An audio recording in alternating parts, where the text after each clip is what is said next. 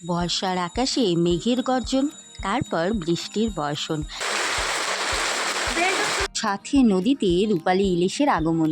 চারিদিকে শুধু ইলিশ ইলিশ ঘ্রাণ, ইলিশ নিয়ে আলোচনা, ইলিশ নিয়ে গান। আবার আমার মতো কেউ বা কারা করেন ছড়ার মাধ্যমে বয়ান। ইলিশ নিয়ে চর্চা তো চলিত ও চলমান।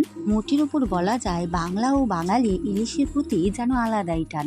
আর বর্ষার বাজারে কম বা বেশি প্রায় সবাই খেতে চান। ভাজা, ভাপা, ভর্তা, আহা নাম শুনেই মনটা করছে আনচান।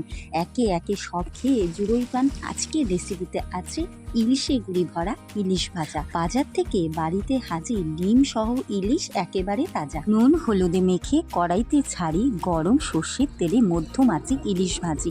আর গন্ধে মমতায় যেন সারা বাড়ি। মাছ ভাজার তেলের সাথে পরিবেশন করি পাতে। স্বাদে সুভাষে ডিম ভরা ইলিশ ভাজা যেন অমৃত আহারে।